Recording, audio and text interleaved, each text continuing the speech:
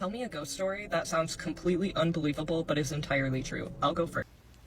Okay, so when I was in my early 20s, a situation happened and me and my daughter needed somewhere to stay. So we went and stayed with my dad. And he traveled for a living. So most of the time it was just me and her by ourselves. And when he would come home, he would always arrive early in the morning. And we would wake up to the smell of coffee. He would be making us breakfast. The TV would be on. And that's just how we would wake up. So one day, and I mean, I tell the story to people and they just think I'm full of it, but I'm not, because my dad can back me up because it's his house, and also my stepmom and my siblings.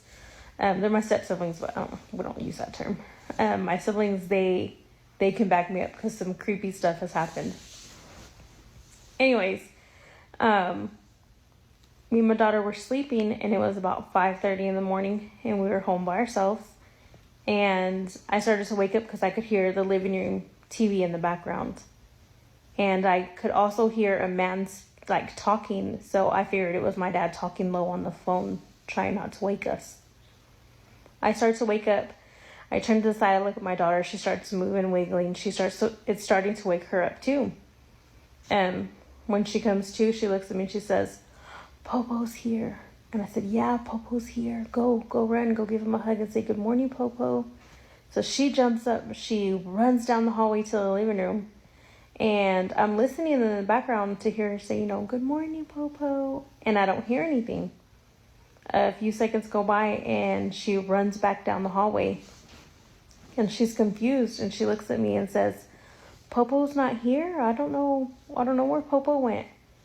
So I'm like, that's strange. And my dad's a smoker, so I was like, he probably just went outside for a cigarette or just to go outside and do something. So I get up, I start making it to the living room. I'm half asleep, and I start looking around, and I notice the TV's not on, the lights in the house aren't on, the doors are closed. It looks like nobody's been there. So I kind of peek through the back door to see if he was in the backyard. I go to the front of the house, I look through the windows, and his car's not there. So I'm like, oh, let me call him. He probably went to go get breakfast. I call my dad up and I say, "Hey, where'd you go? Or did you go get breakfast?" And he says, "No, mija. I haven't even made it home yet. I'm still about 2 hours away." I said, "What do you mean 2 hours away? I just heard you. I just heard you here." He said, "No, I'm not home yet. I'm far still." And in that moment, I was like, what the heck? What was that then? So I tell him what happened, and I'm like, "I'm creeped out. Just keep me updated. Let me know, when you're close." Because that was, super creepy, Dad. And he was like, "Okay, I'll let you know. I'll call and check on y'all guys." And I'm like, "Okay." So me and my daughter are, confused, and we're still what the heck? So I decide, you know what, we're up already. I'm just going to cook some breakfast. We're going to wait for my dad to get home. I go to turn on the TV so that my daughter can watch cartoons. And the TV is on max volume. I'm talking about the loudest it can go when I turn it on.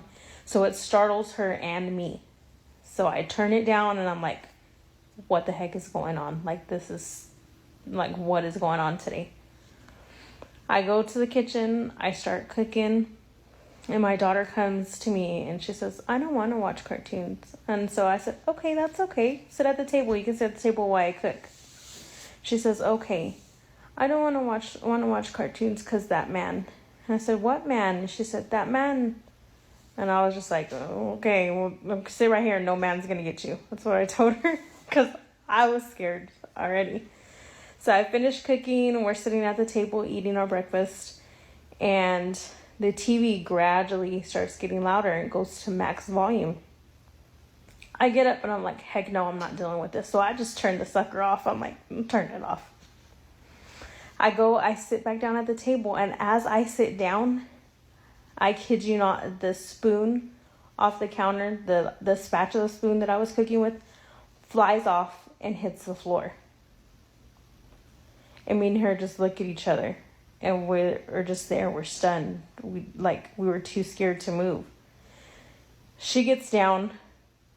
She climbs in my lap, and we just like sit there.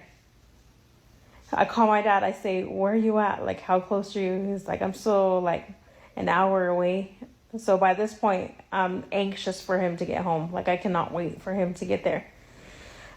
So we go ahead and decide, since the sun's already coming up, we're gonna go play outside. Like, we're not staying inside the house by ourselves. So we went outside, eagerly waiting until my dad got home.